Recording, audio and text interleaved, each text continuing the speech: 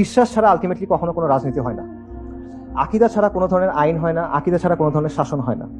এগুলো একদম পলিটিক্যাল সায়েন্সের মানে একদম বাচ্চা লেভেলের কথাবার্তা। মানুষকে বিভিন্ন ধরনের ভয় দেখায়, এই যে এদের কথা বলতে দিও না, অস্থিতিশীলতা তৈরি হবে, ইন্ডিয়া চলে আসবে, আমেরিকা চলে আসবে। মুসলিম বিশ্বে তাতারদের আগ্রাসনের আগে কারো মাথায় এটা আসেই নাই যে এমন কোনো সিচুয়েশনও হইতে পারে যেখানে মুসলিমরা আছে, ইসলামী শাসন নাই। মুসলিমদের সোশিও পলিটিক্যাল অ্যাসপিরেশন সিম্পল, আমরা সেটি আছে।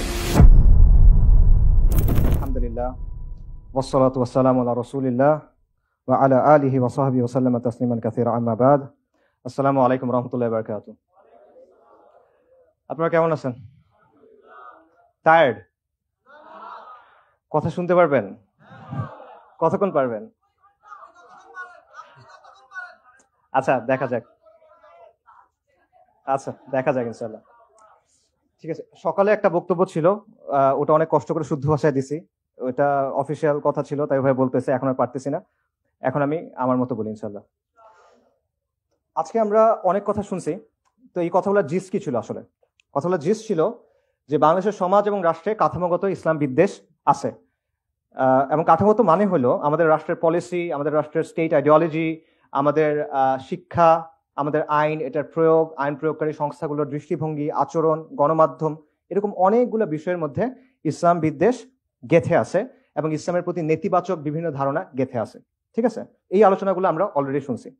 আমি যেটা করব সেটা হলো আমি তিনটা জিনিস কভার করার চেষ্টা করব। একটা হলো এই কাঠামোগত বা সিস্টেমিক ইসলাম বিদ্বেষের ফলে আমাদের সমাজে কিছু স্ট্রাকচার বা কিছু ডাইনামিক গড়ে উঠছে, সেগুলো আমি পয়েন্ট আউট করার চেষ্টা করব।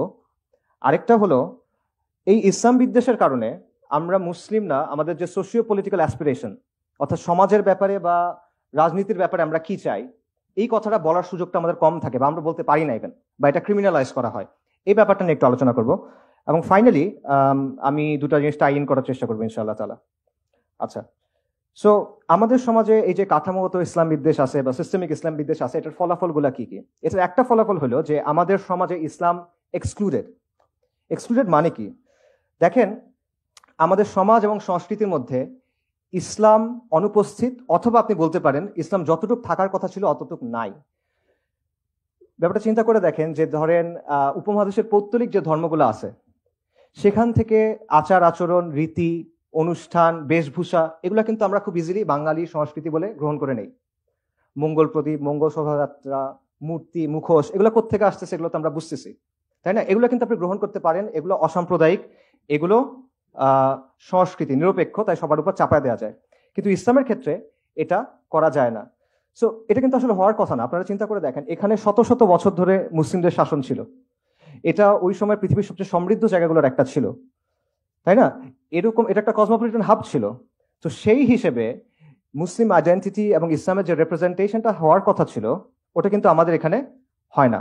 সো এটা এই ইসলামোফোবিয়া বা সিস্টেমিক ইসলাম বিদ্বেষের একটা ইম্পর্টেন্ট ফলাফল।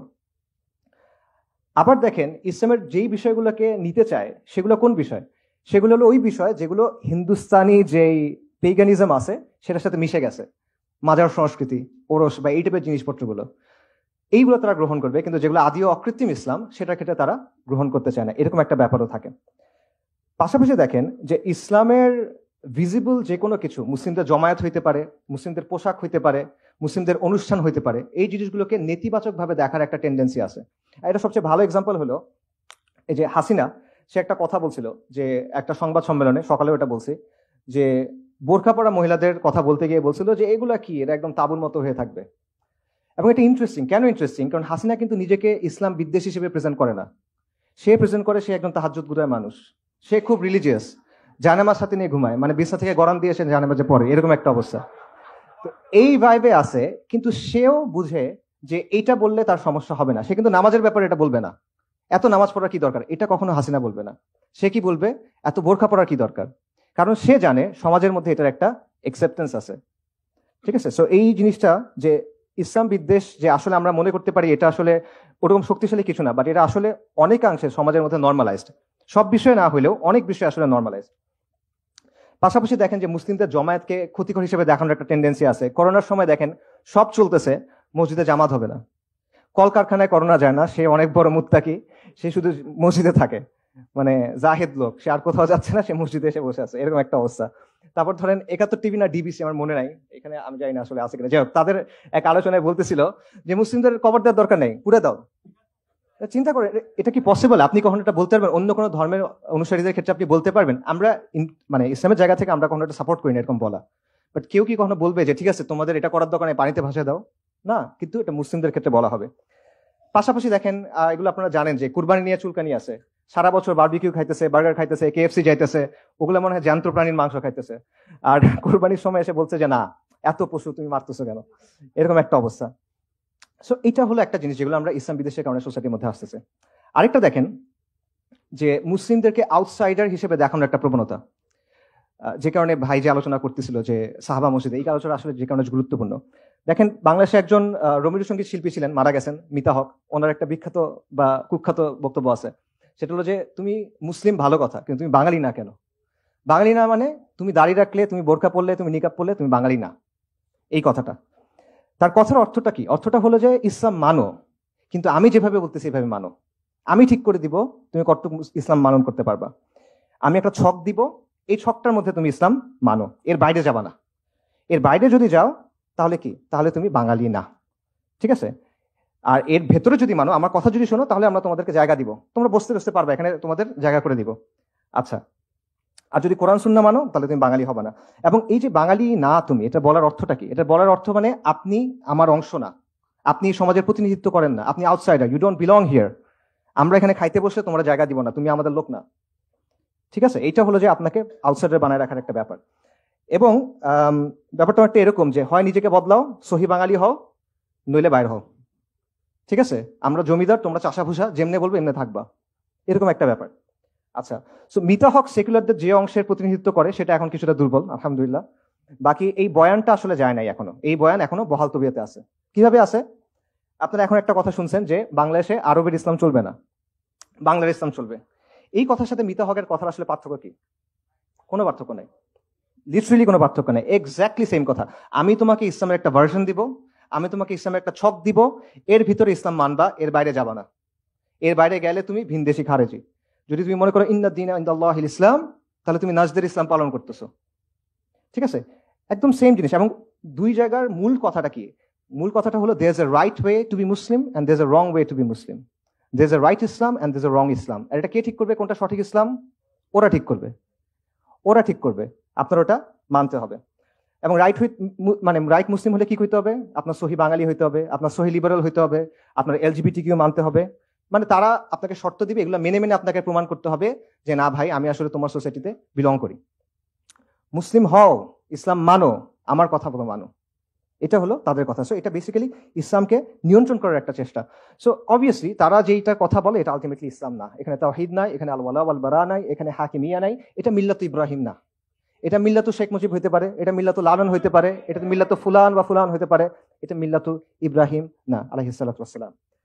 তো এইভাবে এই ইসলাম বিদ্বেষের কারণে এমন একটা সিচুয়েশন তৈরি হয়েছে, সেখানে একদিকে তারা যেটা করতেছে, তারা ইসলাম এবং মুসলিম পরিচয়টাকে ডিফাইন করার চেষ্টা করতেছে যে একটা ছক আছে, এর মধ্যে তুমি থাকতে হবে।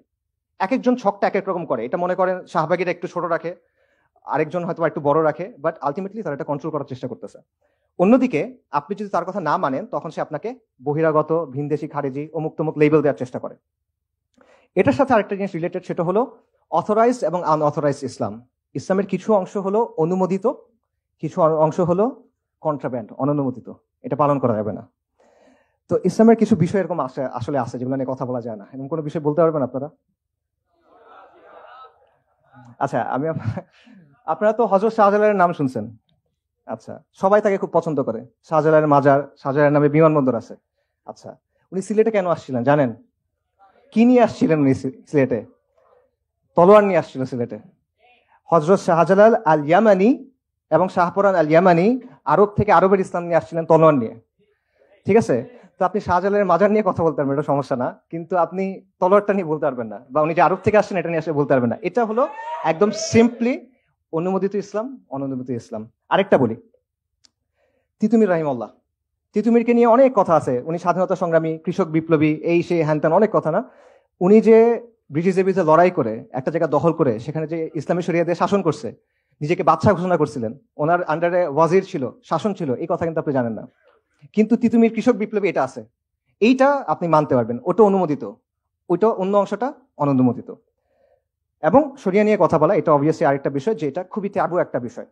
এবং শরিয়া নিয়ে কথা বললে আগে বলা হয়তো জঙ্গি, এখন বলা হবে জঙ্গি, ফ্যাসিবাদী, এবং দুটোই আসলে বিপজ্জনক ট্যাগিং। কারণ এটার মাধ্যমে কি হয়, এটার মাধ্যমে বেসিক্যালি আপনাকে আদারাইজ করা হয় এবং আপনাকে রিপ্রেস করার, মানে আপনার উপর অত্যাচার নির্যাতন করার একটা মানে বৈধতা তৈরি করা হয়, যে ওই যে মানে আপনাকে তো মুমিন বলে এই করতে পারবে না, আপনি এখন একটা নাম দিতে হবে, রাজাকার, জঙ্গি, এই সেই কিছু একটা নাম বলতে হবে, এটা আর কি। এবং এই ব্যাপারটা এতটাই ডেঞ্জারাস যে যারা নিজেদেরকে মানে ইসলামী ঘরানার মানুষজন, তারাও আসলে শরিয়া নিয়ে কথা বলে একটু ভেবাচাকা খেয়ে যায়, যে আসলে মনে হয় কথা বলে এখন বলা উচিত হচ্ছে না, পরে মনে হয় বললে ভালো হতো, এরকম একটা ব্যাপার আছে। আচ্ছা, আরেকটা যেটা রেজাল্ট ইসলামোফোবিয়ার, সেটা হলো অ্যাপ্রোপ্রিয়েশন। অ্যাপ্রোপ্রিয়েশন মানে কি, যে তারা দেখবেন ইসলামের বিভিন্ন শব্দ তাদের জন্য ইউজ করে। এটার সবচেয়ে ভালো এক্সাম্পল হলো নির্বাচনের আগে হাসিনার মাথায় হিজাব চলে আসছিল, হাতে তসবি চলে আসছিল। বাকি আমরা ওই যে জুলুম, মাজলুম, শাহাদা, আমাদের দেশে তো নূহ নবীর নৌকা, এই কথাও প্রচলিত ছিল আলাইহিস সালাম। এবং এটা কিন্তু জুলাইয়ের আন্দোলনে আমরা দেখছি। জুলাই আন্দোলনে আমরা কি দেখলাম, একদম সবাইকে আমরা চলেন, সবাই রাস্তায় বের হয়ে যায়, হাসবুনাল্লাহু ওয়া নি'মাল ওয়াকিল, সবাই তাহাজ্জুদে দাঁড়ায় যান, আমরা শহীদ হব, এরকম অনেক কথাবার্তা, আল্লাহ আল্লাহ আল্লাহ। আর শেষ হওয়ার পরে গায়রুল্লাহর কাছে যাইতে হবে এখন। তো এই ব্যাপারটা কিন্তু এখানেও হয়েছে, অর্থাৎ তারা নিজেদের যে সামাজিক রাজনৈতিক প্রকল্প, এগুলোর পক্ষে তারা ইসলামের কনসেপ্টস, ইসলামের পরিভাষা এগুলো ইউজ করে, ঠিক আছে। এবং সমস্যার সময় যে আল্লাহ আমাদের এখান থেকে বাঁচাও, লানাকুনান্না মিনাশ শাকিরিন, তাহলে আমরা তোমার কথা শুনবো, আর হওয়ার পরে তখন আর তাদের খবর নাই। তো একটা হলো যে ইসলামকে তারা নিজেদের রাজনৈতিক স্বার্থে ব্যবহার করে, এটা হলো একটা বিষয়। আরেকটা হলো তারা শুধুমাত্র রাজনৈতিক স্বার্থে ইউজ করে না, তারা ইসলামের টার্মিনোলজি ইউজ করে ইসলামের বিরুদ্ধে বলে। এটা হিস্টোরিক্যাল অনেক এক্সাম্পল আছে, আমি একটা মজার এক্সাম্পল বলি, যে উসমানীদের শাসনের একদম শেষ দিকে তখন তুরস্কে অনেক সেকুলার অনেক মুভমেন্ট খুব পাওয়ারফুল হয়ে গেছিল, এবং তখন তারা যেটা চাচ্ছিল, তুরস্কে তখনও উসমানী সুলতানের নামে খুতবা দেওয়া হতো, তারা ছিল এটা বন্ধ করতে। তো বন্ধ কেমনে করবে, তো তারা এসে বললো যে দেখেন আমরা তো ফিখের কিতাবাদি দেখলাম, ওখানে বলা আছে যে খলিফা হওয়ার অনেকগুলো শর্ত আছে, তো একটা শর্ত হলো তার আলেম হইতে হবে, একটা শর্ত হলো তার মুজতাহিদ হইতে হবে। তো ইনি তো মুজতাহিদ না, তার মানে উনি আসলে খালিফা হইতে পারতেছেন না, তো ওনার নামে খুতবা দেওয়াটা বন্ধ করে দেন, আপনি দেশ এবং জাতির নামে এখন খুতবা দেন। অর্থাৎ তার উদ্দেশ্য হলো খুতবাটার উপর কন্ট্রোল নেওয়া, খুতবাটাকে সেকুলারাইজ করা। কিন্তু এইটা করার জন্য সে ইউজ করতেছে ইসলামী আর্গুমেন্ট, মানে সে খুব কনসার্ন খলিফার কন্ডিশনস মেট হচ্ছে কিনা এটা। সো এক জিনিস বাংলাদেশে ঘটতেছে কিরকম, যখন আপনি বলছেন শরিয়ার কথা, যখন কথা বলা হচ্ছে খিলাফতের কথা, তখন একদল এসে বলছে যে না আমরা তো আল্লাহর খেলাফত চাই না, আমরা জনগণের খেলাফত চাই, রাইট? মানে বেসিক্যালি ইসলামের বিরুদ্ধে সে কথা বলছে, বাট সে ইসলামের টার্মিনোলজি ইউজ করতে চায়, ঠিক আছে। এবং এটা তারা কেন করে, যাতে মুসলিমদের আবেগের জায়গাটা কাজে লাগানো যায়, এবং মুসলিমদের কাজে লাগায় নিজেদের যে পলিটিক্যাল প্রজেক্ট আছে সেগুলো পালন করা যায়। আচ্ছা, এরপর যে বিষয়টা সেটা হলো আপনার কথা বলার জায়গা আপনি পাবেন না। আপনি মুসলিম হিসেবে যখন কথা বলতে চাইবেন, তখন আপনাকে সেই স্পেসটা দেওয়া হবে না। কথাটা আসলে ভুল হয়েছে, আপনি মুসলিম হিসেবে কথা বলতে পারবেন, কিন্তু আপনার কথা বলতে হবে লিবারাল ডেমোক্রেসির জায়গা থেকে, আপনার কথা বলতে হবে হিউম্যান রাইটসের জায়গা থেকে। একটা মেয়ে সে ফেমিনিজমের জায়গা থেকে হিজাবের পক্ষে কথা বলতে পারবে, কিন্তু শরিয়ার জায়গা থেকে সে বলতে পারবে না, ঠিক আছে। যতক্ষণ পর্যন্ত আপনি লিবারাল ডেমোক্রেসি, লিবারাল সেকুলারিজমকে মেনে নিছেন, আপনি বলেন যে ঠিক আছে তোমার সব মূলনীতি আমি মেনে নিছি, আমি তোমাকে চ্যালেঞ্জ করবো না, তখন তার যে একটা সীমানা আছে সেটার ভেতরে আপনি কথা বলতে পারবেন, বাট এর বাইরে গিয়ে আপনি কথা বলতে পারবেন না। ব্যাপারটা হয়েছে অনেকটা এর মতো, যে জালালউদ্দিন রুমির কবিতার অনুবাদের মতো।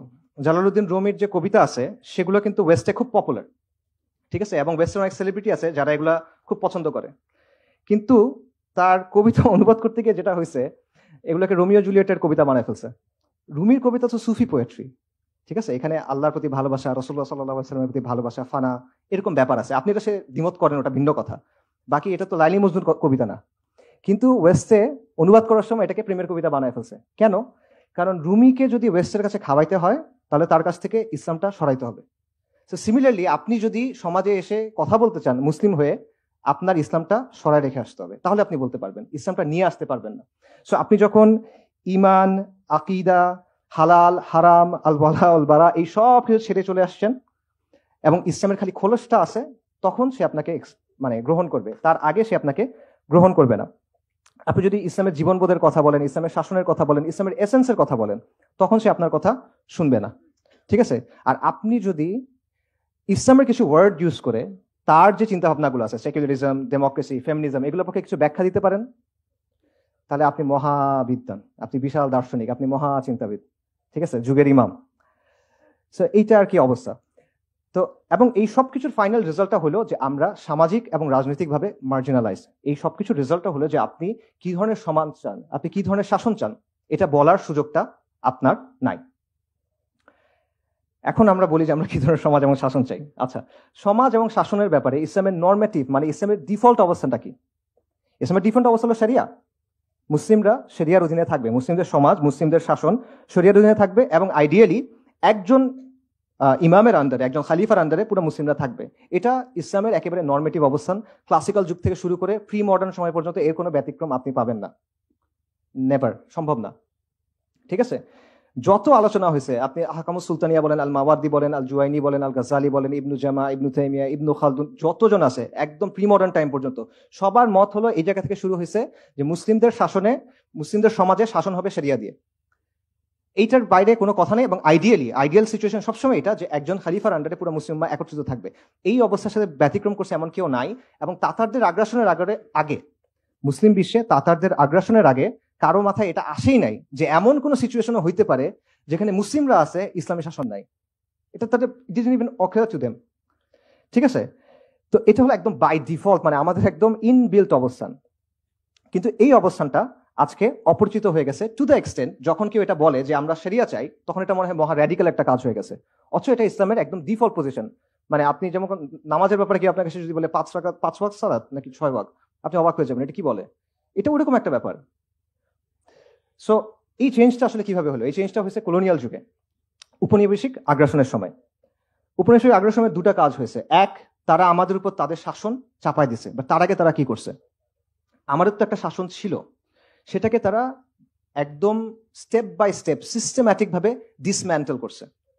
ঠিক আছে, এটার কিছু এক্সাম্পল আপনারা শক্তি ফের আলোচনায় শুনছেন যে যখন সূর্যাস্ত আইন হয়েছে, চিরস্থায়ী বন্দোবস্ত হয়েছে, একটা সোসাইটির ইকোসিস্টেম কিন্তু সম্পূর্ণ চেঞ্জ হয়ে যায়। এই যে মুসলিম এলিটরা ছিল, তাদের জমিদারি যখন চলে গেল, তাদের উপর কিন্তু অনেক একটা কমিউনিটি ডিপেন্ডেন্ট। এটা কিন্তু পুরো জিনিসটা আসলে ওলটপালট হয়ে যাচ্ছে। আরেকটা জিনিস চিন্তা করেন, জাস্ট একটা এক্সাম্পল, ওয়াকফ বা আওকাফ যে সিস্টেমটা, এটা কিন্তু মুসলিম বিশ্বে একসময় যত ল্যান্ড ছিল তার মধ্যে 1/3 ওয়াজ ওন্ড থ্রু আওকাফ, ওয়াকফের মাধ্যমে। এবং ওয়াকফ কিন্তু শাসকের আন্ডারে না, এটা কমিউনিটি ওন্ড। এবং মুসলিম বিশ্বে যত ওয়েলফেয়ার কার্যক্রম হইতো ম্যাক্সিমাম হইতো ওয়াকফের মাধ্যমে। ওয়েলফেয়ার স্টেটের ধারণাটা কিন্তু আসলে ইসলামে নাই। কেন নাই বলতেছি, কারণ ওয়েলফেয়ার স্টেট মানে হলো স্টেটের সাইজটা অনেক বড় হবে এবং স্টেট অনেক ট্যাক্সেশন করবে, না তো সেগুলো আপনাকে দিবে কেমন? এতগুলো সার্ভিস দিতে হলে আপনার ট্যাক্সেশন নেওয়া হবে না। তো ইসলামে কিন্তু ব্যাপারটা এরকম ছিল না। ইসলামের সোশ্যাল ওয়েলফেয়ারের কাজকর্মগুলো হতো আওকাফের মাধ্যমে, ওয়াকফের মাধ্যমে, যেগুলো কমিউনিটি ওন্ড, যেখানে শাসকের নিয়ন্ত্রণ নাই। এবং এটার ফলে একটা সুন্দর কমিউনাল ইকোসিস্টেম কিন্তু তৈরি হইতো। ওই ওয়াকফ থেকে যারা পড়তেছেন, যারা স্টুডেন্টরা, মাদ্রাসার স্টুডেন্টরা হইতে পারে, এখানে আলেমরা হইতে পারে, গবেষকরা হইতে পারে, বিধবা, ইয়াতিম, মিসকিন, সবার জন্য টেক কেয়ার কিন্তু আপনি ওখান থেকে করতেছেন। এবং শাসকের কোনো ওয়ে নাই সেখানে এসে ইন্টারফেয়ার করার। এটা কি করে? এটা কমিউনিটিকে পাওয়ারফুল করে, এম্পাওয়ার করে, এবং এটা সেন্ট্রালাইজ যে পাওয়ার স্টেটের বা শাসকের যে সেন্ট্রালাইজ পাওয়ার, সেখানে একটা লিমিট দেয়। তো ইউরোপিয়ানরা কি করছে, সিস্টেম্যাটিক্যালি এটা নষ্ট করে ফেলছে। এসেই প্রথমে সেন্ট্রালাইজ করছে, গভর্নমেন্ট আন্ডারে নিয়ে নিছে, তারপর ওগুলা নষ্ট করে দিয়েছে পুরোপুরি ভাবে। সো এইভাবে যেটা হলো যে কলোনিয়াল যুগে তারা আমাদের সিস্টেমটা আপরুট করছে, উঠায় ফেলছে পুরোপুরি, তারপর তারা নিজেদের সিস্টেমটা বসায় দিছে। তখন আমরা কি করছি, মুসলিমরা কি করছে? উপমহাদেশের কথা চিন্তা করেন, আমরা শুরু থেকে এটা বাধা দিয়ে আসছি। প্রথমে কারা বাধা দিচ্ছেন? যারা এস্টাবলিশড পলিটিক্যাল ফোর্স ছিলেন, যেমন নবাব সিরাজউদ্দৌলা অথবা টিপু সুলতান। তাদের অলরেডি রাজনৈতিক শক্তি ছিল, তারা চেষ্টা করছেন এদের সাথে ফাইট করে এদেরকে প্রতিহত করার, ব্যর্থ হয়েছেন। তারপর কি হয়েছে? তারপর আপনি দেখবেন সব রিভাইভালিস্ট মুভমেন্ট তৈরি হয়েছে, তাজদিদি মুভমেন্ট। এবং এই সবগুলো তাজদিদি মুভমেন্টের উদ্দেশ্য কি ছিল? তাদের উদ্দেশ্য ছিল, তাদের মোটিভেশন ছিল ইসলাম, তাদের উদ্দেশ্য ছিল ইসলাম। তারা এদের বিরুদ্ধে ফাইট করতেছেন ইসলামের শিক্ষার আলোকে, এবং এদেরকে সরায় তারা কি আনতে চান? ইসলাম আনতে চান। আমি জাস্ট আপনাদের বলি, এটা একটা কন্টিনিউয়াস ধারা, আপনি এটা কোনো মানে এটার মাঝখানে কোনো ব্রেক নাই। দেখেন, শাহ ওয়ালিউল্লাহ মুহাদ্দিস দেহলভী, উপমহাদেশের যত ধারা আছে সব ধারা ওনাকে মানে মোরলেস। শাহ ওয়ালিউল্লাহ মুহাদ্দিস দেহলভী উনি কি করছেন? উনি প্রথমে একটা ইলমি তাজদিদ শুরু করছেন, জ্ঞানগত একটা বিপ্লব তৈরি করছেন। আবার উনি আহমদ শাহ আবদালি, কাবুলের শাসক ছিলেন, তখন আফগানিস্তানের শাসক ছিলেন, তাকে চিঠি লিখছেন যে এখানে আমাদের উপর কুফফার শক্তিশালী, আপনি এখানে আসেন, আল্লাহ আপনাকে অনেক বড় জাযা দিবেন, দুনিয়াতেও আপনি পুরস্কৃত হবেন। আচ্ছা, শাহ ওয়ালিউল্লাহ মুহাদ্দিস দেহলভির পরকে ওনার ছেলে শাহ আব্দুল আজিজ 1803 সালে উনি ফতোয়া দিলেন যে হিন্দুস্তান ব্রিটিশ শাসনের অধীনে দারুল হার্ব, কারণ এখানে ইসলামের শাসন নাই। উনি যুদ্ধ করেন নাই, কিন্তু উনি ফতোয়া দিলেন। আচ্ছা, ওনার ফতোয়ার পর কি হলো, এবং আজ পর্যন্ত এই ফতোয়া আসলে প্রাসঙ্গিক, কারণ ওনার যুক্তি ছিল এটা যে এখানে ইসলামের শাসন নাই, ইসলামের শাসন ব্যবস্থা এখানে নাই, সো ফিকের জায়গা থেকে এটা দারুল হার্ব, শাহ আব্দুল আজিজের ফতোয়া, কোনো ফালতু মানুষের কথা না। আচ্ছা, এরপরে দেখেন শাহ ওয়ালিউল্লাহ এবং শাহ আব্দুল আজিজ তাদের যে দাওয়া, তাদের যে আন্দোলন, এটা রেজাল্ট কি? এটা রেজাল্ট হলো ইমাম সাইয়্যেদ আহমেদ শাহিদ রাহিমাহুল্লাহ এবং শাহ ইসমাইল শাহিদ, তাদের যে আন্দোলন, তারিকায়ে মুহাম্মাদিয়া আন্দোলন বা বালাকোট আন্দোলন বলে আমরা অনেকে চিনি, এবং উপমহাদেশের যতগুলো এখন বড় বড় ধারা আছে, দিনী ধারা, কোনো না কোনোভাবে এটার সাথে যুক্ত। দেওবন্দি ধারা বলেন, আহলে হাদিস ধারা বলেন, বালাকোটি সুন্নি ধারা বলেন, সবাই ইমাম সাইয়্যেদ আহমদ শাহিদকে মোরালেস সম্মান করে, তার প্রতি কৃতজ্ঞ তারা। এবং উনি কি করলেন, ওনার আন্দোলন কি ছিল? প্রথমে ওনার আন্দোলন করলেন যে আমাদের ঈমান আকীদা বিশুদ্ধ করতে হবে, আমাদের কুফর শিরক বিদআত থেকে সরে আসতে হবে, এটা ছিল প্রথম ধাপে। তারপরের ধাপে গিয়ে কি বললেন, যে ইসলামী ইমারা কায়েম করতে হবে। সাইয়্যেদ আহমদ শহীদের মূল প্রজেক্ট এটাই ছিল, ঠিক আছে। আচ্ছা, আলাদা পলিটি তৈরি করা যায়, মানে ওনার চিন্তাটা ছিল এটা যে মুসলিমদের এখন আলাদা একটা পলিটিক্যাল এন্টিটি লাগবে, এভাবে হবে না। এবং পাকিস্তানের চিন্তাটাও আসলে আপনি এর মধ্যে পাবেন, এটা আমি পরে আসতেছি। আচ্ছা, সাইয়্যেদ আহমেদ শহীদের মুরিদ, ওনার দ্বারা প্রভাবিত, ডিরেক্টলি ওনার মুরিদ মীর নিসার আলী তিতুমির, যেটা বললাম। তো ওনাকে তো অনেক কথা বলা হয়, যেটা মহাশ্বেতা দেবী ওনাকে নিয়ে নাটকও লিখছেন, সাবঅল্টার্ন হিসেবে প্রেজেন্ট করছেন ওনাকে বিপ্লবী হিসেবে প্রেজেন্ট করা হয়, কৃষক বিপ্লবী হিসেবে প্রেজেন্ট করা হয়। বাট উনি কি করছেন, উনি বেসিক্যালি জমিদার এবং ব্রিটিশদের বিরুদ্ধে লড়াই করে 24 পরগনার কিছু জায়গা দখল করে নিয়েছেন, এবং দখল করে প্রায় এক বছর 1830 নভেম্বর থেকে 1831 নভেম্বর পর্যন্ত, ওনার শাহাদাতের আগ পর্যন্ত ওই জায়গায় উনি শরিয়া দিয়ে শাসন করছেন, উনি নিজেকে বাদশা ঘোষণা করছেন। কি বলবেন আপনি, ঘুরে ফিরে সেই এক জায়গায় আসতেছেন আপনি। এরপর দেখেন সাইয়্যেদ আহমেদ শাহিদের খালিফা, সাদিকপুরের একটা সম্ভ্রান্ত আলেম পরিবার, বিখ্যাত পরিবার, মাওলানা উইলায়াত আলী এবং মাওলানা ইনায়েত আলী। ওনারা কি করলেন, 1831 6 মে বালাকোটে সাইয়্যেদ আহমেদ শাহিদ শহীদ হয়ে গেলেন। এরপরে 1840 দশক থেকে মাওলানা উইলায়াত আলী এবং মাওলানা ইনায়েত আলী পুরো ভারতবর্ষ জুড়ে ব্রিটিশদের বিরুদ্ধে একটা আন্দোলন গড়ে তুললেন। তাদের আন্দোলনের রাজনৈতিক কেন্দ্র হলো সাদিকপুরে, পাটনা, তাদের মিলিটারি বেস হলো ওয়াজিরিস্তানে, সিত্তানা, এবং তাদের দাওয়াতি অনেক জায়গা ছিল বাংলাদেশে, বিশেষ করে বেঙ্গল, মানে যেটাকে আমরা এখন উত্তরবঙ্গের আহলে হাদিস বেল্ট মনে করি, ওই জায়গায়। এবং আপনার একটা বই আছে দ্য ইন্ডিয়ান মুসলমানস, আপনারা চাইলে এটা পড়ে দেখতে পারেন, উইলিয়াম হান্টারের। সেখানে প্রথম 1, 2, 3 চ্যাপ্টার আপনারা পড়ে দেখবেন যে কত সফিস্টিকেটেড একটা নেটওয়ার্ক ওনাদের ছিল। ওনারা বেঙ্গল থেকে টাকা পয়সা মানুষ সব ওই ওয়াজিরিস্তানে সিত্তানাতে পাঠাতেন, এবং সেইখানে তারা ব্রিটিশদের বিরুদ্ধে লড়াই করে গেছেন কয়েক দশক। ব্রিটিশরা 60টার বেশি অভিযান পরিচালনা করছে তাদের দমন করার জন্য, পারে নাই পুরোপুরি তাও। এবং ব্রিটিশদের এই ছিল যে এরা হলো হিন্দুস্তানে আমাদের শাসনের বিরুদ্ধে একটা পার্মানেন্ট থ্রেট, এই লোকেরা, এই মাওলানা উলিয়াত আলীর যারা অনুসারীরা ছিল। এবং মাওলানা আবুল হাসান নাদভী ওনার বিখ্যাত বই, উনি বলছেন যে ভারতবর্ষের স্বাধীনতার পেছনে যাদের অবদান, সবাইকে এক পাল্লায় দিবেন, সাদিকপুরীদের আরেক পাল্লায় দিবেন, এটা বেশি ভারী হবে। সো তাদের উদ্দেশ্য কি ছিল, আবারও শরিয়া কায়েম করা। এরপর আসেন শামেলির কথায়, 1857 সালে মহাবিপ্লব বা বিপ্লব যেটাই বলেন। ওই সময় উত্তরপ্রদেশের একটা জায়গা আছে থানা ভবন, সেখানে জনগণ রাস্তায় নেমে আসলো, ব্রিটিশরা পালায় গেল। তখন কয়েক মাস সময় সেখানে ইসলামী শরিয়া দ্বারা শাসন হয়েছিল। কারা করছিলেন? ইমদাদুল্লাহ মুহাজির মাক্কি, কাসেম নানতুবি, রাশিদ আহমেদ গাঙ্গুহি। এনারা কারা? আকাবিরা দেওবন্দ। এনারা গিয়ে দারুল উলুম দেওবন্দ গঠন করছেন। তাদের উদ্দেশ্য কি ছিল? শরিয়া ছিল। তারপর আসেন আমি মনে করি আমাদের জন্য সবচেয়ে প্রাসঙ্গিক যারা, ফরাজি আন্দোলন, এবং এটা সমসাময়িক আন্দোলন। 1818 সালে হাজী শরীয়তুল্লাহ রাহিমাহুল্লাহ উনি ফরাজি আন্দোলন শুরু করেন। ফরাজি আন্দোলন যুদ্ধ করে নাই। বালাকোট এবং তিতুমির, বাঁশের কেল্লা, দুটা তো কাছাকাছি সময়, মেতে একটা, নভেম্বরে একটা। এরপরে ওনারা যুদ্ধ করেন নাই, কিন্তু ওনারা ওনাদের মতো আন্দোলন চালায় গেছেন। তাদের অবস্থান ছিল হিন্দুস্তান দারুল হার্ব, এই জন্য ওনারা জুমার নামাজ পড়তেন না। এখন এটা ফিকি ভাবে আপনি তার সাথে দ্বিমত করেন, ওটা ইস্যুটা না। আমার পয়েন্টটা হলো যে এটা কিন্তু একটা পলিটিক্যাল পজিশন। তারা বলছে যে এই শাসনটাকে, এটা দারুল হার্ব, এটা আমাদের ডিফল্ট পজিশন না। সো আমরা আমাদের ডিফল্ট যেভাবে আমাদের নর্মালি ইসলাম পালন করার কথা, সেটা আমরা এখানে পালন করতে পারতেছি না।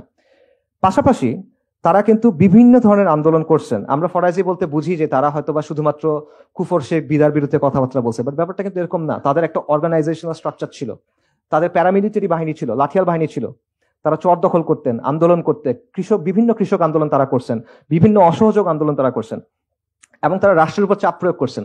একটা ইন্টারেস্টিং ঘটনা আছে, সেটা হলো যে একবার হাজী শরীয়তুল্লাহর ছেলে, তারপর যিনি নেতা হয়েছেন দুদু মিয়া, ওনাকে একবার ব্রিটিশরা ধরে নিয়ে গেছে। তো রায় হবে ফরিদপুর আদালতে, এবং আদালতের পাশ হলো নদী।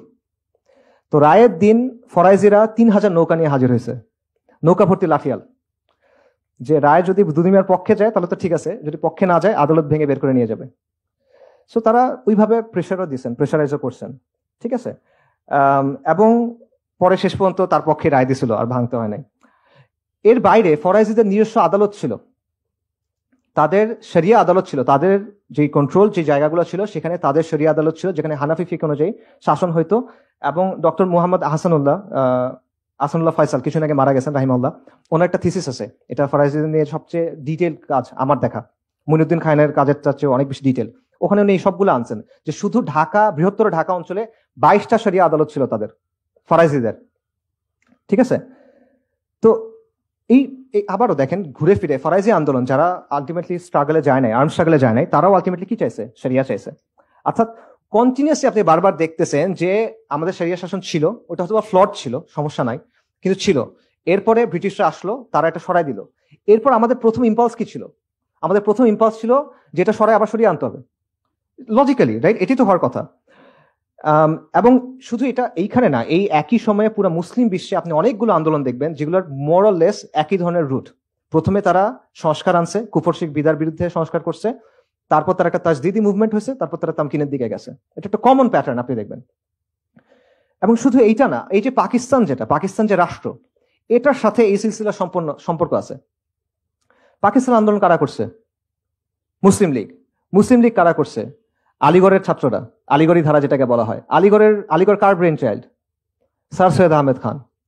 স্যার সৈয়দ আহমেদ খান ইংরেজদের অনেক ওয়াফাদার গোলাম ছিল, এটা সত্য। তবে এটাও সত্য যে সে শাহ ইসমাইল শহীদ এবং সৈয়দ আহমেদ শহীদের চিন্তাধারা অনেক প্রভাবিত ছিল। এবং এটা সবচেয়ে বড় প্রভাব সেটা হলো স্যার ইমাম সৈয়দ আহমেদ কি চাচ্ছিলেন? উনি চাচ্ছিলেন মুসলিমদের একটা আলাদা পলিটিক্যাল এন্টিটি হোক, একটা ইসলামী ইমারা, মুসলিমদের একটা আলাদা জায়গা হবে যেখানে শরিয়া দিয়ে শাসন হবে। এই জায়গাটা সৈয়দ আহমেদও গ্রহণ করছে, আলিগড়িটাও গ্রহণ করছে, মুসলিম লীগও গ্রহণ করছে। খালি একটা জিনিস বদলায় ফেলছে, মুসলিমদের একটা আলাদা পলিটি হবে। সৈয়দ আহমেদ শহীদ বলছেন এটা শরিয়া দিয়ে শাসন হবে, আর ওখানে আস্তে আস্তে এটা চেঞ্জ হয়ে গেছে, এটা লিবারাল সেকুলারিজম দিয়ে শাসন হবে। বাট এটা বীজটা কিন্তু এইখানে। এবং এইটা নিয়ে একটা খুব ভালো থিসিস আছে এডিনবারা ইউনিভার্সিটির একজনের, আপনারা চাইলে ওটা পড়তে পারেন, লম্বা অনেক নাম বলতেছি না। ইভেন পাকিস্তানের যে অবজেক্টিভ রেজলিউশন, যেটা কারাদাদে মাকাসেদ বলে, সেখানে একটা কথা আছে যে এটা কুরআন সুন্নাহর বাইরে কোনো কিছু এখানে আসবে না, এরকম একটা কথা আছে। এই কথাটা কেন আসলো? এরা তো সবাই সেকুলার, ওরা এই কথাটা কেন আনলো? কারণ ওই সময় পর্যন্ত ব্যাপারটা এমন ছিল যে মুসলিমরার জন্য তো এইটাই ডিফল্ট, যে আমরা তো আসলে শরিয়ার অধীনেই থাকবো, রাইট? সো ইভেন পাকিস্তান, যেটা একটা সেকুলার স্টেট, যেটাতে আসলে এইসব কথা অ্যাড করে আলটিমেটলি কোনো লাভ হয় নাই, বাট স্টিল ওই দেশটা যখন তৈরি হচ্ছে, যখন তাদের অবজেক্টিভ রেজলিউশন তৈরি হচ্ছে কনস্টিটিউশনের, তখন কারাদাদে মাকাসেদ যেটা, সেখানে তারা এই জিনিসটা ইনক্লুড করতে বাধ্য হয়েছে। এইটা হলো অবস্থা। সো এই কথাগুলো আমি কেন বললাম? এই কথাগুলো আমি বললাম যে এর মাধ্যমে আমরা কি বুঝলাম, সেটা হলো যে শরিয়া এটা আমাদের একদম মৌলিক অবস্থান, এটা নতুন করে প্রমাণ করার কিছু নাই, শুরু থেকে এটা আমাদের অবস্থান। তো এবং এটা নন নেগোশিয়েবল অবস্থান। এত কথা বলে এটা আসলে প্রমাণ করার দরকার ছিল না, বাট মানুষ বলে যে এটা হঠাৎ করে কোনো একটা কথা নিয়ে আসতেছে। না, এটা হঠাৎ করে কোনো কথা না, এটা আমাদের আকাইদি অবস্থান, এটা নুসুসি অবস্থান, এটা ফিকহি অবস্থান, এটা আমাদের ঐতিহাসিক অবস্থান এবং আমাদের পূর্বপুরুষদের গৌরবের উত্তরাধিকার। We are heirs of their glory, কিন্তু আমরা রিলাক্টেন্ট heirs, মানে আমরা উত্তরাধিকার সূত্রে একটা সম্পদ পাইছি, কিন্তু আমরা এটা গ্রহণ করতে চাই না, গড়িমসি করতেছি আমরা। ব্যাপারটা আসলে এরকম। সো দুইটা পয়েন্ট, আমাদের রাজনৈতিক অবস্থান হলো বেসিক্যালি মুসলিমদের সোশিও পলিটিক্যাল অ্যাসপিরেশন সিম্পল, আমরা শরিয়া চাই, দ্যাটস ইট। এর বাইরে আর কিছু না, এর বাইরে অন্য কিছু চাওয়ার ইখতিয়ার আল্লাহ আমাদের দেন নাই, এটা সুযোগ নাই। ইন্না দীনা ইনদাল্লাহিল ইসলাম। কিন্তু আজকে এই বিষয়টা অপরিচিত হয়ে গেছে এবং এটা ক্রিমিনালাইজ করা হয়েছে, এটা ট্যাবু হয়ে গেছে, যেটা মনে হয় অদ্ভুত কিছু একটা, মানে আপনি তোমরা সরিয়ে যাচ্ছ, এটা কি আবার? এবং এই কাজটা হয়েছে দুইটা ধাপে। প্রথম ধাপটা হলো, দেখেন এই যে ইসলামিস্ট বলি না আমরা, ইসলামিস্ট কারা? ইসলামিস্ট বলার মানেটা কি আসলে? ওরা ইসলামিস্ট বলতে কাদের বোঝায়? যারা শরিয়া চায়। এটা তো মুসলিমদের মধ্যে আলাদা কোনো ধারা হওয়ার কথা না, এটা তো আবার ডিফল্ট পজিশন, যেটা আমি এতক্ষণ বললাম। এটা কিভাবে হইলো? উসমানীদের পতন হওয়ার পর স্বাভাবিকভাবেই মুসলিম বিশ্বে অনেকগুলো আন্দোলন তৈরি হলো, যাদের উদ্দেশ্য ছিল মুসলিমদের রিভাইভাল। স্বাভাবিকভাবে এটার মধ্যে ইখওয়ানুল মুসলিমিন আছে, জামাত ইসলামী আছে, জর্ডানের তাকিউদ্দিন নাভানির অন্যান্য আন্দোলন আছে, সাইয়েদ কুতুব রাহিমাহুল্লাহ দাওয়া আছে, এটসেট্রা। তো এই ধারাটা যখন তৈরি হইলো, তখন ওয়েস্টার্নাররা এটা একটা নাম দিল, যে এরা হলো ইসলামিস্ট। এরা মুসলিমদের মধ্যে আলাদা একটা ক্যাটাগরি, সব মুসলিম খারাপ না, ইসলামিস্টরা খারাপ, ওরা একটা জিনিস চায়। তো এইভাবে প্রথমে একটা ক্যাটাগরাইজেশন করলো। এরপরে কয়েক দশক চলে গেল, 80-র দশক আসলো, ইসলামিস্টদের মধ্যে কেউ কেউ তখন ডেমোক্রেসি একটু গ্রহণ করলো। তখন তারা আরেকটা ভাগ করলো, যে ভালো মুসলিম আছে, খারাপ মুসলিম আছে। খারাপ মুসলিম হলো এই ইসলামিস্টরা। ইসলামিস্টদের মধ্যে কিছু মন্দের ভালো আছে, ওরা ডেমোক্রেসি একটু মানে। আর একটা আছে, কিছু আছে একদম খারাপ, এগুলো হলো র্যাডিক্যালস। ঠিক আছে? সো এই দুই ধাপে আলটিমেটলি এটা হয়েছে। এবং আজকে আমরা কোন অবস্থায় আসি? আজকে যারা ওই যে পলিটিক্যাল ইসলামিস্ট, তারা এখন আর শরিয়ার কথা বলে না, এখন শরিয়ার কথা শুধুমাত্র র্যাডিক্যালরাই বলে, আর কেউ আসলে বলে না। তো এবং ইন্টারেস্টিংলি এই জিনিসটাও আপনি কলোনিয়াল সময়ে পাবেন। আবার উইলিয়াম হান্টারের বইটাতে যাই। উইলিয়াম হান্টারের বইতে যারা ব্রিটিশদের বিরুদ্ধে যুদ্ধ করতেছিল, এই যে মাওলানা উলায়াত আলী, ইনায়াত আলীর যারা অনুসারীরা, তাদের একটা নাম দিছে সে। কি নাম? হিন্দুস্তানি ফ্যানাটিক্স, ধর্মান্ধ। এবং তাদের যে জায়গাটা, ওটার নাম ছিল দ্য ফ্যানাটিক বেস, ধর্মান্ধদের ঘাঁটি। ঠিক আছে? সো এই হলো অবস্থা। এবং এই কাজটা ওরা সবসময় করে, যে মুসলিমদের মধ্যে কিছু হলে ভালো, স্যার সৈয়দ আহমেদ ভালো, সৈয়দ আহমেদ শহীদ খারাপ। ঠিক আছে? মোল্লা ব্র্যাডলি ভালো, আরেক মোল্লা খারাপ। এই জিনিসটা ওরা সবসময় করে। এবং সবচেয়ে দুঃখজনক বলেন, ইন্টারেস্টিং বলেন, মুসলিমদের মধ্যে একটা অংশ আছে যারা ভালো মুসলিম হইতেছে ওদের কাছে, এবং এটা হওয়ার জন্য ওরা বাকি মুসলিমদের ক্ষতিও করতেছে। তাহলে আনফর্চুনেট বাস্তবতা। তো আজকের সমাজের হিসেবে যদি আমরা চিন্তা করি, স্যার সৈয়দ আহমেদ কিরকম মুসলিম? ইমাম সৈয়দ আহমেদ শাহিদ, উনি কিরকম মুসলিম হবেন? তিতুমির কিরকম মুসলিম হবেন? হাজী শরীয়তুল্লাহ কিরকম মুসলিম হবেন? সো শুধু এইটা না, ইভেন এমন একটা বয়ান আছে, সেটা হলো যে ইসলামিস্টদের থেকে, মানে সোকল ইসলামিস্টদের থেকে আসছে, যে তারা বলে যে যারা ইখওয়ানুল মুসলিমিনের অবস্থান গ্রহণ করে নাই, ঠিক আছে, ইখওয়ানুল মুসলিমিনের অবস্থানটা যারা গ্রহণ করে নাই, এই যে সংস্কারের বা অন্যান্যটা, তারা আসলে ইসলামিস্টই না। তারা ইসলামিস্ট বলা যাবে না, ইসলামিয়ুন তারা না। ভালো কথা, ইসলামিস্ট না। শাহ ওলিউল্লাহ কি ছিলেন? হাজী শরীয়তুল্লাহ কি ছিলেন? তিতুমির কি ছিলেন? আমরা ওইটা। আমরা ইসলামিস্ট হওয়ার দরকার নাই, আমাদের অমুক তুমুকের হওয়ার দরকার নাই, গুড ব্যাড হওয়ার দরকার নাই। ওই ওনাদের যে অবস্থান, সেটা আমাদের অবস্থান, এবং এটা ওনাদেরও অবস্থান না, এটা দ্বীন ইসলামের অবস্থান। আচ্ছা, তাহলে সামারি করি, আমরা কি বুঝলাম? আমরা যেটা বুঝলাম সেটা হলো শরিয়া আমাদের ডিফল্ট অবস্থান। কলোনিয়াল যুগে এসে এটা আমাদের থেকে সরায় ফেলা হয়েছে এবং সেকুলার সিস্টেম চাপায় দেওয়া হয়েছে। মুসলিমরা যখন এটা প্রতিরোধ করছে, তাদের প্রতিরোধের মোটিভেশন ছিল ইসলাম, এবং তাদের গোলও ছিল ইসলাম। তারা ইসলামের জন্য প্রতিরোধ করছেন এবং তারা ইসলামী শাসনটাই চাইছেন। এবং এই অবস্থাটা পরিবর্তন হয়েছে আলটিমেটলি 20 শতাব্দীতে এসে, যখন ইউরোপিয়ানরা যাওয়ার সময় এমন কিছু মানুষকে পাওয়ারে রেখে গেছে যারা তাদের মতোই চিন্তা করে। আচ্ছা, সেই সাথে যেটা হয়েছে যে বিভিন্ন নামে, এই যে আপনি শরিয়া চান, এই যে আমাদের অ্যাসপিরেশনস, এটাকে ক্রিমিনালাইজ করা হয়েছে বা ট্যাবু বানায় ফেলা হয়েছে। এটা হলো অবস্থা। সো এর ফলে আলটিমেটলি এখন অবস্থাটা এমন দাঁড়াইছে যে মুসলিমরা যদি একত্রিত হয় সমাজ বা পলিটিক্স নিয়ে কথা বলতে, তখন এটা একটা ভীতিকর বিষয় হয়ে যায়। মুসলিমরা যদি এবং মানুষকে বিভিন্ন ধরনের ভয় দেখায়, এই যে এদের কথা বলতে দিও না, অস্থিতিশীলতা তৈরি হবে, ইন্ডিয়া চলে আসবে, আমেরিকা চলে আসবে, রাইট, এদের কথা বলতে দিলে ডেভেলপমেন্ট ক্ষতিগ্রস্ত হবে, এই ধরনের একটা অ্যান্টিসিপেটরি ফিয়ার তৈরি করা হয়। সেই সাথে বিদ্যমান ব্যবস্থার অল্টারনেটিভ নিয়ে আপনি যে কথা বলবেন, যে না, নেশন স্টেটের বাইরে অন্য কিছু থাকতে পারে, এই কথা বলার সুযোগ আপনার নাই। সেকুলার ডেমোক্রেসির বাইরে যে অন্য কিছু আপনি থাকতে পারে, এই কথা বলার সুযোগ আপনাকে দেয়া হয় না। এবং ফাইনালি মুসলিম যে পরিচয় এবং মুসলিমদের যে রাজনীতি, এটার বয়ানটাকে তারা কন্ট্রোল করার চেষ্টা করে। এবং এইখানে সেকুলাররা কিন্তু একেবারেই কনসিস্টেন্ট না তাদের জায়গায়। উদাহরণ দেখেন, কিছুদিন আগে ঢাকা ইউনিভার্সিটিতে সিরাজ শিকদারের একটা মিউরাল হয়েছে। সিরাজ শিকদারকে সর্বহারা পার্টির নেতা। সর্বহারা পার্টি কি চায়? তারা মাওবাদী দল। তারা সশস্ত্র সংগ্রামের মাধ্যমে, বিপ্লবের মাধ্যমে সরকার উৎখাত করে কমিউনিজম প্রতিষ্ঠা করতে চায়। এই পার্টির মাধ্যমে অপহরণ হয়েছে, খুন হয়েছে, ব্যাংক ডাকাতি হয়েছে, এবং তাদের মধ্যে আন্ত পার্টি খতমের রাজনীতি বলে একটা বিষয় ছিল, যে পার্টির ভেতরে একজন একজনকে মেরে ফেলতেছে, খতমের লাইন। তাকে নিয়ে কিন্তু আপনি মিডল বানাতে পারছেন। এরকম আরো ঘটনা আছে 90-এর দশকে, এরকমও হয়েছে যে সিরাজ শিকদারকে নিয়ে স্মরণ সভা হয়েছে, সেখানে ঢাকা ইউনিভার্সিটির একজন প্রফেসর এসে বক্তব্য দিচ্ছে তার ব্যাপারে, খুব মানে আবেগ ভরে তার কথাবার্তা বলতেছে। আপনি তো চিন্তা করতে পারবেন, উল্টা দিক থেকে চিন্তা করেন তো। এবং আপনারা একটা স্লোগান শুনবেন এখন, মাতৃভূমি অথবা মৃত্যু, এটা শুনছেন না কয়েকদিন আগে? এটার অরিজিন কি জানেন? পাত্রিয়া বা মুয়ার্তে। এটা হলো 1960-এ ফিডেল ক্যাস্ট্রোর একটা স্লোগান, এবং 64 সালে চে গুয়েভারা ইউএন জেনারেল অ্যাসেম্বলিতে গিয়ে, জাতিসংঘের সাধারণ অধিবেশনে গিয়ে একটা বক্তব্য দিয়েছিল, তারপর সেটা এইভাবে শেষ করছে, পাত্রিয়া বা মুয়ার্তে, জন্মভূমি অথবা মৃত্যু। এটাই এখন খুব ভালো স্লোগান, আমরা ইউজ করতেছি, আমরা না মানে ইউজ করতেছে। ক্যাস্ট্রো আর চে গুয়েভারা কি করছিল?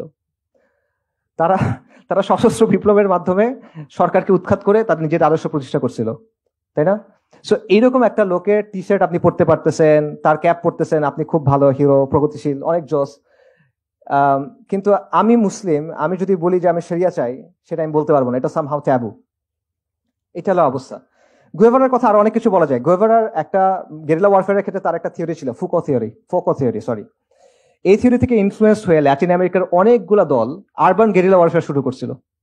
যদিও গুয়েভারার থিওরি ছিল রুরাল এরিয়া নিয়ে, ওটা ভিন্ন আলোচনা। আরবান গেরিলা ওয়ারফেয়ার মানে কি? Basically terrorism. তার মানে হচ্ছে গুয়েভারা বেসিক্যালি টেরোরিজমের একজন তাত্ত্বিক, কিন্তু আপনি তাকে সেলিব্রেট করতে পারতেছেন, কোনো সমস্যা নাই। চে গুয়েভারার আন্ডারে বৈপ্লবিক আদালতের মাধ্যমে অনেক মানুষের ফাঁসি হয়েছিল। মানুষের রক্ত তার হাতে লেগে আছে, ভালো খারাপ ওটা পরে আলোচনা, বাট লেগে তো আছে। তাকে সেলিব্রেট করতে কোনো সমস্যা নাই। কিন্তু আমি যদি শরিয়ার কথা বলি, আমি আপনার কোনো আইন ভাঙতেছি না, কিন্তু আমি বলতেছি আমার জায়গা থেকে যে আমি শরিয়া চাই, আমি এটা মানি না, তখন আপনি এটা বলতে দিবেন না। এটা একেবারেই কনসিস্টেন্সি না, এবং এটা সেকুলারদের চরম ধরনের ইনকনসিস্টেন্সি, যেটা তারা আসলে স্বীকার করে না এবং তারা আসলে আড়াল করে রাখতে চায়। মৌলিক সমস্যা কোন জায়গায়? মৌলিক সমস্যাটা হলো, দেখেন, বিশ্বাস ছাড়া আলটিমেটলি কখনো কোনো রাজনীতি হয় না, আকিদা ছাড়া কোনো ধরনের আইন হয় না, আকিদা ছাড়া কোনো ধরনের শাসন হয় না। এগুলো একদম পলিটিক্যাল সায়েন্সের মানে একদম বাচ্চা লেভেলের কথাবার্তা, ঠিক আছে? মানে নিউট্রাল কখনো কোনো আইন হইতে পারে না। যে কোনো পলিটিক্যাল শাসন, যে কোনো শাসন ব্যবস্থা, যে কোনো পলিটিক্যাল সিস্টেম, যে কোনো আইন, এটার পেছনে একটা ধারণা থাকে যে আমি কি ধরনের সমাজ চাই, একটা ভালো জীবন কেমন হবে, গুড লাইফের ভিশনটা কেমন হতে পারে, রাইট? সমাজ কেমন হওয়া উচিত। তো এই যে ঔচিত্যের যে ধারণা, এটা কোত্থেকে আসবে আপনার কাছে? আপনার তো একটা মেটাফিজিক্স আছে, আপনার একটা আকিদা আছে, সেখান থেকে এটা আসতেছে, তাই না? তো আপনি যেটাই বলেন, যত নিউট্রালিটি কথা বলেন, যাই বলেন, আলটিমেটলি এখানে বিলিফ থাকে, এখানে ওয়ার্ল্ড ভিউ থাকে। আর এখানেই মানুষের মতপার্থক্য হয়। মতপার্থক্য হয় দেখে কনফ্লিক্ট হয়, কারণ মানুষ মৌলিক বিশ্বাসের ব্যাপারে একমত হইতে পারে না। আবারও এগুলো একদম পলিটিক্যাল সায়েন্সের লিবারালিজমের 101 কথাবার্তা, যে মানুষ যদি মৌলিক বিষয়ের ব্যাপারে একমত হইতে না পারে, তাহলে তুমি সলভ করবা কেমনে? এখানে কনফ্লিক্ট রেজলিউশনটা কেমনে হবে? সো বাংলাদেশের সেকুলারদের এবং আমাদেরও সবারও আসলে যেটা বোঝা দরকার, সেটা হলো ইসলাম এবং সেকুলারিজমের মধ্যে একটা ইররিকনসিলিয়েবল কনফ্লিক্ট আছে। এটা এমন একটা কনফ্লিক্ট যেটা কোনোদিন সমাধান হবে না, এটা একটার সাথে মিলতে পারবে না, যে কোনো একটা থাকতে হবে, ঠিক আছে? সো এখন আপনার যেটা চিন্তা করতে হবে, ঠিক আছে, কেউ একজন সেকুলার, সে সেকুলারিজমকে ভালো মনে করে, সে চায় সেকুলারিজমই থাক, এবং সেটাই আছে, তারাই তো বিজয়ী। আচ্ছা, কিন্তু কেউ কি তাদের সাথে দ্বিমত করতে পারবে? এটাকে তারা অ্যালাউ করবে কিনা? যদি এমন কোনো সিচুয়েশন আসলো, মনে করেন এটা অনেক সিচুয়েশনে আসে আসলে, যে ইসলামের অবস্থানের সাথে সেকুলারিজমের অবস্থান মিলতেছে না, তখন কোনটা প্রাধান্য পাবে? সেকুলার সংবিধান, তাই না? তো একজন রিলিজিয়াস মুসলিম এটা মানবে কিভাবে? সে যদি মনে করে যে এটা আমি মানা সম্ভব না, আমার পক্ষে এই জিনিসটা আমি একসেপ্ট করা সম্ভব না, থিওলজিক্যালি আমার পক্ষে এটা একসেপ্ট করা সম্ভব না, আকাইদি ভাবে আমি এটা একসেপ্ট করতে পারতেছি না, তো আপনি তাকে কি সলিউশন দিবেন তখন? তোমরা সবাই বাঙালি হয়ে যাও, তোমরা সবাই বাংলার মুসলিম হয়ে যাও, এগুলো বলবেন আপনি? এটা হবে না আসলে। সো এই জায়গাটা আসলে চিন্তা করতে হবে যে আপনি এই জায়গাটা কিভাবে ডিল করবেন। ধরেন কেউ কোনো আইন ভাঙলো না, ফরাজিদের মতো চিন্তা করেন, কিন্তু সে বলল যে আমি আমার জায়গা থেকে, আমার দিনের জায়গা থেকে, আমার আকিদার জায়গা থেকে আমি ইসলামের বাইরে আর কোনো কিছু মানতে পারবো না, আমি শরিয়া চাই। এই অবস্থান যদি কেউ নেয় এবং সমাজ এবং রাষ্ট্রে তারা যদি একটা সিগনিফিকেন্ট ফোর্স হয়ে ওঠে, এই সেকুলার রাষ্ট্র তাকে কিভাবে ডিল করবে, সেকুলাররা তার সাথে কিভাবে ডিল করবে, এই প্রশ্নটা চিন্তা করার দরকার আছে। এবং এই প্রশ্নটা কেন আমি করতেছি, কারণটা হলো আমাদের সমাজ এবং রাষ্ট্র সেকুলারটাই নিয়ন্ত্রণ করে, এবং এই সেকুলারিজম যেটা আছে এটা কিন্তু মানুষের ইচ্ছায় আসে নাই, এটা কোয়ার্সিভ ফোর্সের মাধ্যমে আসছে, জোর করে বসানো হয়েছে সহজ ভাষায়, এবং তারা কিন্তু জোর করে টিকে আছে। এটা তাদের মধ্যে যারা বুদ্ধিমান তারা বোঝে, বোকারা না বুঝতে পারে। আমাদের মধ্যে যারা বুদ্ধিমান তারাও বুঝে, বোকারা না বুঝতে পারে। তো এই জন্য তাদের চিন্তা করা দরকার যে তারা কি নিজেদের অবস্থানে কনসিস্টেন্ট হবে, তারা কি মার্কেট প্লেস অফ আইডিয়াজে এই ইসলামী শরিয়ার ব্যাপারে আলোচনাকে আসতে দিবে, চিন্তার হাটবাজারে আসতে দিবে, নাকি তারা ডাবল স্ট্যান্ডার্ডের দিকে যাবে? এবং এই প্রশ্ন নিয়ে চিন্তা করা দরকার, কারণ আলটিমেটলি ইসলাম এবং সেকুলারিজমের দ্বন্দ্ব যেটা, এটাই ইনশাআল্লাহ সামনে বাংলাদেশে সবচেয়ে গুরুত্বপূর্ণ প্রশ্ন হয়ে দাঁড়াবে। সেটা ওদেরও চিন্তা করা দরকার, এটা আমাদেরও চিন্তা করা দরকার। আমাদের জন্য সবাই করণীয় কথা জিজ্ঞেস করে, একটু করণীয় কথা বলি। যারা অনেক ডিটেলে জানতে চান আমার কিছু লেখাটা কাছে পড়তে পারেন, what is to be done একটা লেখা আছে, ওটা পড়তে পারেন। বাট জেনারেলি কিসের জন্য করণীয়? বাই দ্য ওয়ে, ইসলাম বিদ্বেষের জন্য করণীয়, শরিয়ার জন্য না, ইসলাম বিদ্বেষের জন্য করণীয় বলতেছি। আচ্ছা, আপনার কয়েকটা ফ্রন্টে কাজ করতে হবে। একটা কাজ হলো আদর্শিক ফ্রন্টে, আইডিওলজিক্যালি। সেটা কি? প্রথম হলো ইসলামের বিশুদ্ধ আদর্শ ধারণ করা, কমপ্লিটলি ইসলামের যে ওয়ার্ল্ড ভিউটা আছে এটা গ্রহণ করা। এর মধ্যে জোড়াতালি আছে, নিশ্চিতভাবে আছে আপনার গ্রহণ করার মধ্যে, এটা আমি নিশ্চিত। কারণ আমরা যেভাবে ইসলামটা বুঝি, আমাদের সমাজে যেটা ইনপুটটা দেয় ওটা একটা করাপ্টেড ইনপুট। সো এটার মধ্যে জোড়াতালি আছে, এই জোড়াতালিগুলো খুঁজে খুঁজে বের করে আপনার সরাইতে হবে। বিশুদ্ধভাবে সম্পূর্ণভাবে ইসলামী ওয়ার্ল্ড ভিউটা আপনার গ্রহণ করতে হবে, যেভাবে সাহাবায়ে কেরাম রাদিয়াল্লাহু আনহুম বুঝছেন। আবু বকর রাদিয়াল্লাহু আনহুকে এসে আবু জাহেল বলছে যে তুমি শুনছো মুহাম্মদ কি বলছে সাল্লাল্লাহু আলাইহি ওয়াসাল্লাম? কি বলছে? যে উনি একদিনে নাকি এক রাতে নাকি মক্কা থেকে জেরুজালেম গেছে, আবার ফিরে আসছে। এটা তুমি বিশ্বাস করো নাকি? উনি এটা আসলে বলছেন বিশ্বাস করি, এই জন্য ইনি আসাদ্দিক। এটা হলো ইমান। এইভাবে আপনার ইসলামটাকে গ্রহণ করতে হবে। এটা হলো প্রথম কাজ।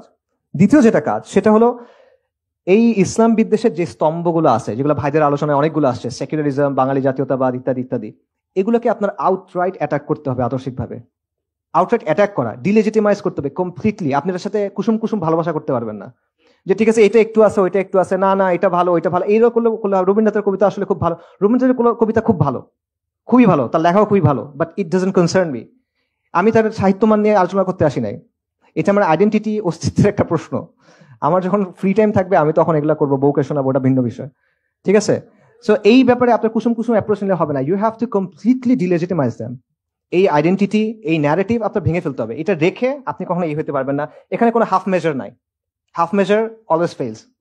You have to go full in. এটা হলো একটা বিষয়। আরেকটা হলো আদর্শিক অঙ্গনের আরেকটা কাজ, যেটা আমি বারবার বলি, আবারও বলবো, বলে যাবো ইনশাল্লাহ। সেটা হলো ইসলাম এবং সেকুলারিজমের যে দ্বন্দ্ব, এটাকে আপনার বারবার সামনে নিয়ে আসতে হবে। যখন একটা সমাজের মধ্যে কোনো একটা দ্বন্দ্বের ব্যাপারে মানুষ একমত হয় যে আসলে এটা একটা প্রবলেম, তখন ওই সমাজটা কোনো একটা দিকে যাইতে পারে। তার আগ পর্যন্ত এটা ঘুরতে থাকবে। অনেক কিছু হবে, 69 হবে, 90 হবে, 24 হবে, 37 হবে, 51 হবে, অনেক কিছু হইতেই থাকবে। কিন্তু আপনি ঘুরতে থাকবেন, পরিবর্তন আসবে না। আপনার ওটা একটা জায়গায় নিয়ে যেতে হবে। এটা নিয়ে যাওয়া সবচেয়ে সহজ, মানে এটা ওই যে নবীদের দাওয়ার তো অনেকগুলো স্টাইল ছিল, এক একজন এক এক রকম স্টাইল ছিল আলাইহিস সালাতু ওয়াস সালাম। ইব্রাহিম আলাইহিস সালাম এই কাজটা কিভাবে করছিলেন? উনিকে মূর্তি ভেঙে দিয়েছেন ডিরেক্ট গিয়ে। তো এটা হলো মিলাতু ইব্রাহিম, ওনার স্টাইল এটা। আমরা এইভাবে হয়তো পারবো না, ওই আজিমাত আমাদের নাই। বাকি এটা বোঝা, এটা বোঝা যে মূল জায়গাটা আপনার নিতে হবে এবং সমাজকে বাধ্য করতে হবে এই জায়গায় আসতে। নইলে আবার এটা ঘুরতে থাকবে ঘুরতে থাকবে ঘুরতে থাকবে, মানুষ মরবে, এই হবে সেই হবে, আলটিমেটলি কোনো পরিবর্তন আসবে না। এর বাইরে বাকি সবকিছু at the end of the day will amount to exercises in futility. Ultimately এখান থেকে তেমন কিছু আসবে না। আচ্ছা, এটা হলো একটা। কাজের ক্ষেত্রে কি করবেন? কাজের ক্ষেত্রে প্রথম যে পয়েন্টটা সেটা হলো আমাদের সামাজিক শক্তি অর্জন করতে হবে। সামাজিক শক্তি মানে কি? এটা মানে আমাদের অনেক প্রতিষ্ঠান হবে, আমাদের অনেক টাকা পয়সা হবে, আমাদের অনেক ডিগ্রি থাকবে, এরকম কিছু না।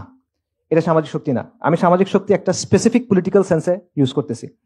সামাজিক শক্তি মানে হলো আপনার চারপাশের যে পরিস্থিতি, আপনার চারপাশের যে এনভায়রনমেন্ট, এটাকে আপনি চেঞ্জ করতে পারেন বা ইনফ্লুয়েন্স করতে পারেন। এটা হলো সামাজিক শক্তি। এবং এটা একটা পলিটিক্যাল ডেফিনেশন। জিন শার্প নামে একজন পলিটিক্যাল সায়েন্সিস্ট ছিল, মারা গেছে, আমেরিকান। তার লেখা এটা আছে, এবং শুধুমাত্র তার লেখা না, আরো অনেকের লেখায় আছে। আমি স্পেসিফিক এই অর্থে বলতেছি সামাজিক শক্তি। অর্থাৎ আপনার সমাজে নেগোশিয়েট করার ক্যাপাসিটি অর্জন করতে হবে, আপনার প্রেশারাইজ করার ক্যাপাসিটি অর্জন করতে হবে। তা না হলে হবে না। আপনার অনেক টাকা পয়সা আছে কিন্তু এই ক্যাপাসিটি নাই, লাভ নাই, দখল হয়ে যাবে। আপনার অনেক প্রতিষ্ঠান আছে, এই ক্যাপাসিটি নাই, লাভ নাই, টেক ওভার করবে। ঠিক আছে? সো সামাজিক শক্তি হলো এমন সব ধরনের প্রভাব ও চাপ প্রয়োগের সক্ষমতার সমষ্টি, যেটা সমাজের এক গোষ্ঠী আরেক গোষ্ঠীর উপর প্রয়োগ করে। একদম বইয়ের ডেফিনেশন বললাম। আচ্ছা, ঠিক আছে। এবং এই যে সামাজিক শক্তি, এটা হলো পরের কাজ। এই সামাজিক শক্তি কখনো একা একা হয় না, এটা সামষ্টিকতা থেকে আসে, কালেকটিভ অ্যাকশন থেকে আসে। ঠিক আছে? আপনি একা একা এটা অর্জন করতে পারবেন না, আপনার একসাথে হইতে হবে। এটা না হলে এটা হবে না। সো এই সামষ্টিক কাজ কিভাবে করবেন? কমিউনিটি অ্যাক্টিভিটি হতে পারে, সোশ্যাল অ্যাক্টিভিজম হতে পারে, দাওয়া হতে পারে, বাট করতে হবে। এবং এটা কেন আপনি করবেন? এটা করবেন কারণ এই সমাজ আপনাকে দাঁড়ানোর জায়গা দিতে চায় না। আপনার ওই জায়গাটা করে নিতে হবে। এটা আরেকজন এসে দিয়ে যাবে না, কিন্তু এটা আপনাকেই করতে হবে। আপনার ছেলে এসে করবে না, আপনাকেই করতে হবে। সো এই জন্য আজকে যেহেতু এই জায়গাটা আপনার নাই, আপনি কোনো দল করেন না, আপনি কোনো নির্বাচন করেন না, আপনি মাদ্রাসা স্টুডেন্ট না, মাওলানা না, এটসেট্রা এটসেট্রা, তো আপনার কথা বলার সুযোগ নাই, এই তুমি কে, কথা বলছো কেন, যাও গা, জঙ্গি, এরকম। আপনার ওই জায়গাটা তৈরি করে নিতে হবে, এটা আপনাকে কেউ এনে ব্লাটিতে সাজায় এনে দিবে না, ঠিক আছে? উল্টো দিকে হেঁটে হেঁটে আসলে সমাজের যে স্রোত, এটা আপনাকে পরিবর্তন করতে হবে, এটা আর কোনো অপশন নাই। এখানে কোনো ম্যাজিক বুলেট সমাধান নাই। আপনার একদম গ্রাসরুটস থেকে কাজ করতে হবে, আপনার নিজের এলাকা, নিজের পাড়া, নিজের গ্রাম, নিজের ইউনিভার্সিটি বা নিজের প্রতিষ্ঠান, এই জায়গাগুলো থেকে কাজ করতে হবে, এটা ছাড়া অপশন নাই। এবং এই কালেকটিভ অ্যাকশন, এই সোশ্যাল অ্যাক্টিভিজমের মাধ্যমে আপনার ওই অবস্থানটা তৈরি করে নিতে হবে। সো সমাধান এগুলো হলো আসলে সমাধানের জন্য অ্যাকচুয়াল স্টেপস, বোরিং স্টেপস, শুনতে ভালো লাগে না, গরম না, তেমন জজবা আসে না এগুলো শুনলে, কিন্তু আলটিমেটলি এগুলাই সমাধান আমি মনে করি। ফরাইজিরা কি করছিল দেখেন, তাদের জন্য অনেক অপশন বন্ধ ছিল, বাট স্টিল কিন্তু তারা কিন্তু একটা ব্যবস্থা করছিল। ও সরি, একটা কথা আমি বলতে ভুলে গেছি, ফরাইজিদের ব্যাপারে ব্রিটিশ আমলে একটা ম্যাজিস্ট্রেট ছিল নবীন চন্দ্র সেন, তার একটা কথা ছিল, বিখ্যাত উক্তি, যে ফরাইজিরা ব্রিটিশ রাজের অধীনে রাষ্ট্রের ভিতরে একটা রাষ্ট্র কায়েম করছে, স্টেট উইদিন এ স্টেট, এই হিসেবে তারা করছিল। সো একটা কালেকটিভ শক্তি হিসেবে আপনার সমাজে হাজির হইতে হবে এবং একটা নতুন সোশ্যাল ব্লক হিসেবে আপনার নিজেকে গড়ে তুলতে হবে। তখন আপনি নেগোশিয়েট করতে পারবেন, তখন আপনি চাপ দিতে পারবেন, তখন আপনার কথা তারা শুনতে বাধ্য হবে। তার আগ পর্যন্ত সে শুনবে না, সে কন্টিনিউসলি জমিদার কন্টেস্টে চেষ্টা করবে চাষা ভূষাদেরকে দমন পীড়ন করতে, ঠিক আছে? আচ্ছা, সো শর্তগুলো, কাজগুলো কি কি বললাম? একটা হলো আদর্শিক বিশুদ্ধি, পরিপূর্ণভাবে ইসলামী ওয়ার্ল্ডভিউ ধারণ করা, ইসলাম বিদ্বেষের আদর্শিক যে স্তম্ভগুলো আছে সেগুলোকে আউটরাইট রিজেক্ট করা এবং অ্যাটাক করা, ইসলাম এবং সেকুলারিজমের দ্বন্দ্বকে সমাজের মূল দ্বন্দ্বে পরিণত করা, এবং কালেকটিভ অ্যাকশন, কমিউনিটি অ্যাক্টিভিজম, এবং এর মাধ্যমে সামাজিক শক্তি অর্জন করা। শেষ করি, সেকুলারদের বিভিন্ন ঘরানার অনেক বক্তব্য আছে, সেই বক্তব্যগুলোর মূল জিসটা কি? মূল জিসটা হলো ইসলামকে তাদের মতো কাটছাট করে ব্যাখ্যা করতে হবে, ইসলামকে তাদের দেওয়া প্রেসক্রিপশন অনুযায়ী মানতে হবে, এবং তারা কিছু রিকোয়ারমেন্টস ঠিক করে দিবে, কিছু মাপকাঠি ঠিক করে দিবে, শর্ত ঠিক করে দিবে, আমার সেগুলো দিয়ে দিয়ে প্রমাণ করতে হবে, এই যে দেখো আমি কিন্তু ভালো, আমাকে একটু জায়গা দাও, ঠিক আছে? অর্থাৎ সেকুলারদের স্ট্যান্ডার্ডে আমাদের কন্টিনিউয়ালি নিজেদেরকে প্রমাণ করতে হবে। সো চিন্তার এই পুরো ফ্রেমওয়ার্কটা আমাদেরকে রিজেক্ট করতে হবে। আপনি যা ইচ্ছা করেন সে আপনাকে ভালো হিসেবে মেনে নিবে না, সে সাময়িকভাবে হয়তো আপনাকে মানবে, বাট সে আপনাকে ইউজ করবে আলটিমেটলি। এটা একটা losing game, it doesn't work, ঠিক আছে? আমরা এই মাটির মানুষ, আমাদের এই পরিবারগুলো এখানে হাজার হাজার শত শত বছর ধরে আছে, আমরা এই ভাষায় কথা বলি, আমরা এই সমাজের অংশ, আমরা এই সমাজে কন্ট্রিবিউট করি। আমাদের কেন ওদের কাছে আত্মপরিচয়ের প্রমাণ দিতে হবে? আমাদের কেন ওদের কাছে গিয়ে পরীক্ষা দিতে হবে? ওদের কাছে ভাইবা দিব কেন আমি? ওরা কে? কারো খেয়াল খুশির জন্য তো আমরা আমাদের দিনকে বদলাবো না। কোনো জমিদারের আদেশ মতো তো আমার নিজেকে বাঙালি প্রমাণ করার দরকার নাই, আমার নিজেকে ভালো মুসলিম প্রমাণ করার দরকার নাই। আমি একজনের কাছে জবাবদিহি করব। ওরা কে? ওর কাছে আমার পাত্তা দেওয়ার কি আছে? আসলে কারো কথা শোনার টাইম নেই এত। বাংলাদেশের মুসলিমরা এই জমিনের সন্তান, আমরা এখান থেকে কোথাও যাইতেছি না, আমরা এখানেই থাকবো। আমাদের অতীত, বর্তমান, ভবিষ্যৎ এই ভূখণ্ডের সাথে যুক্ত, এবং এই মাটির উপর আমার যে দাবি আছে, এই দাবিও আমরা ছাড়বো না ইনশাআল্লাহ। এবং মুসলিমরা ইসলাম ছাড়বে না। আমরা গুনাহগার হইতে পারি, আমরা নাফরমান হইতে পারি, আমাদের মধ্যে নিফাক থাকতে পারে, আমাদের মধ্যে ফাহিশ থাকতে পারে, অনেক কিছু থাকতে পারে, আমরা পারফেক্ট না, আমরা অনেক খারাপ বান্দা, আল্লাহ নাফরমান বান্দা, কিন্তু আমরা ইসলাম কখনো ছাড়বো না ইনশাআল্লাহ। আমরা শরিয়া কখনো ছাড়বো না। এবং এটা শাহজালালের মাটি, এটা তিতুমিরের মাটি, এটা হাজী শরীয়তুল্লাহর মাটি। এই মাটি আমি ছেড়ে কই যাব? কারো যাইতে হলে অন্যরা যাবে, আমাদের যাওয়ার কিছু নাই। এটা আমাদের মাটি ছিল, এটা আমাদের মাটি থাকবে। এই জমিনে শত শত বছর ধরে মুসলিমদের শাসন ছিল, সমৃদ্ধ শাসন। একসময় বাংলা ছিল পুরো ওয়ার্ল্ডের একটা হাব, এবং আগ্রাসী শত্রু এবং শোষণের বিরুদ্ধে বারবার রক্ত দিছি আমরা। এবং উম্মার মধ্যে এখনো পর্যন্ত সবচেয়ে বড় এথনিক গ্রুপগুলোর লিস্ট করেন, বাঙালি মুসলিম তার একটা, বেঙ্গল মুসলিম, বাঙালি মুসলিম, বাংলাদেশের মুসলিম, যা ইচ্ছা বলেন, আমরা সেই গ্রুপের একটা। তো এগুলো কি এমনি এমনি? আল্লাহ আযজা ওয়া জাল্লার সৃষ্টি জগতে কোনো কিছু এমনি এমনি হয়? এটার জন্য কোনো পরিকল্পনা নাই আল্লাহ আযজা ওয়া জাল্লার। এইখানে আপনি আসেন, আমরা কথাবার্তা বলতেছি, এই রিয়েলাইজেশন গুলো আমাদের হচ্ছে, এটার কোনো তাৎপর্য নাই? আল্লাহর কাছে এগুলোকে আমাদের জবাব দিতে হবে না? সো কারো মাটিতে বসবাস করি না, এবং এই দিন যেমন আমার, এই জমিনও আমার। এই দিন যেমন আমার, এই জমিনও আমার। আমার দিন, আমার জমিন, আমার দিন, আমার জমিন। আলাইসাল্লাহু বিআহকামিল হাকিমিন। তাকবীর, তাকবীর, তাকবীর। আল্লাহুম্মা সাল্লি ওয়া সাল্লিম আলা নাবিয়িনা মুহাম্মদ।